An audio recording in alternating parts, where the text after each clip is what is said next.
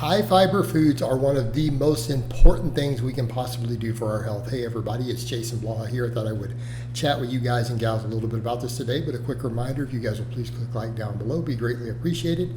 If you are not following or subscribed, please do so. And if you would please drop a comment down below, I would appreciate that. Thank you so much. So let's get over to the topic. For some reason, there are fringe dieters, most of it based out of people with different bowel syndrome issues and IBS, and you know, they actually take dietary approaches that do not work for IBS, so it's really crazy. But setting that aside, we have to combat that because the overwhelming amount of the data around the world, all the research we have, generally shows that high fiber diets and just eating foods high in fiber, I'm not talking about taking fiber supplements, that doesn't always do the same thing, but high fiber foods have profound health benefits, okay? And a lot of it has to do with, number one, blood sugar control. And I think people get that, but they're not getting all the other stuff. They're missing the big picture. But we do have to talk about that. So yes, higher fiber diets. We absorb food more slowly. We have more stable blood sugar levels, more stable energy levels. And before people say, well, if you just don't eat a high carb diet, you don't have to worry about it. Yeah, no, that's nonsense. That's not true either. In fact, really low carb, high fat diets oftentimes cause high blood sugar, high fasting blood sugar and stuff. So again, that is simply not true. Plenty of them have really high fasting glucose. So what we're looking at is stable absorption of all this stuff. It gives us stable energy levels, improves insulin sensitivity. So that's a big part of it, has to do with just slowing down, our absorption of glucose, right? And keeping it more stable, more level. Again, huge benefits to that. But that's not really all of it. There are tons of other stuff. A lot of it has to do with obvious things like lowering cholesterol in the bloodstream, particularly the LDL, the bad one. Again, you're having strange people who are trying to claim LDL does not cause atherosclerosis. The data is pretty overwhelming for this at this point. These are dangerous quacks who are telling you this. They are not actual real scientists. These are generally not doctors specializing in the field. The evidence for this is extremely robust.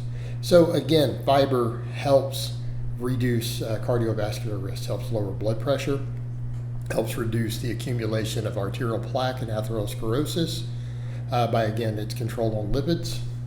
Okay. Also, the better control of insulin sensitivity, glucose, all of those things, right? These are important, absolutely important.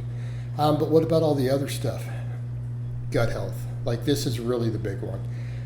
So this is what we're looking at. Gut health is going to affect everything from recovery, hormones, your immune system, your cognition, neurotransmitters. So healthy gut flora, we know at this point, improves your immune system. We know that it's tied to things like anxiety, depression, mental health, cognition. So in other words, having poor gut health is going to affect your mood, it's going to affect your mental health, it will affect your resistance to diseases, to the immune system, right? Well, where does a lot of our gut health come from? Eating a wide variety of prebiotic and probiotic foods. Well, prebiotic foods means different types of fibers. And the wider variety of fiber types that we take in, eating different fruits, vegetables, whole grains, legumes, all those things, what does it do? Well, it produces larger varieties of healthy gut biome. Okay, so realistically, what I'm saying is we should be eating, and I'm talking bare minimum, at least 3 or 4 different types of fibrous foods every day. It would behoove you from that, It would behoove you to do that. So that means, yes, your rice or brown rice or whatever, it's got its own fiber. You could add beans to it. You can add vegetables, okay? Now we're getting somewhere. So we're looking at immune system health. Well, what about people who are training? You don't think all of that immune system health and everything else, that's going to affect your recovery? Yeah. How about when you start dieting, you're cutting? You don't think that people have a compromised immune system when they're cutting? You don't think they get more colds and other issues? They absolutely do. Okay? Helping you stay well instead of getting sick, kind of a big deal. This affects your immune system in a very, very real way.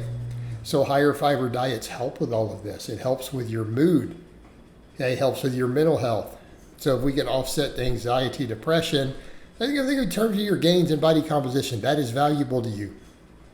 You're more likely to stick to your diet. You're more likely to get your training in. You're more likely to be productive with all of it.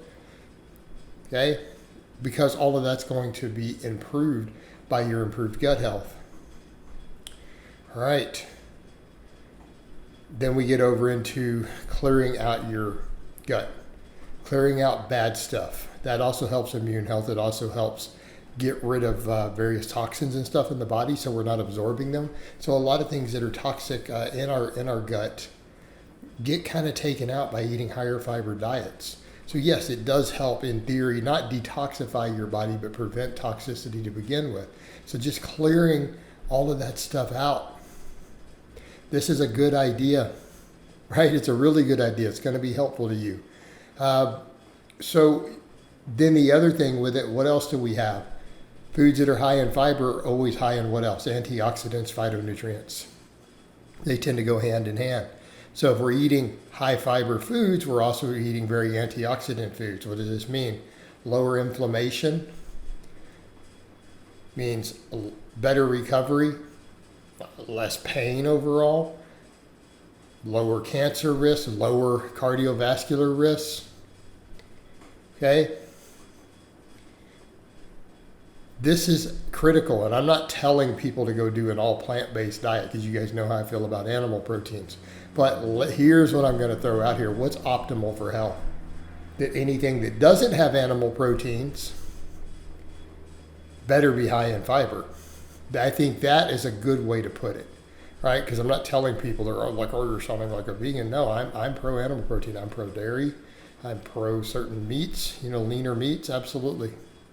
Okay, I'm a big fan, to say the least. A very, very big fan, to say the least. So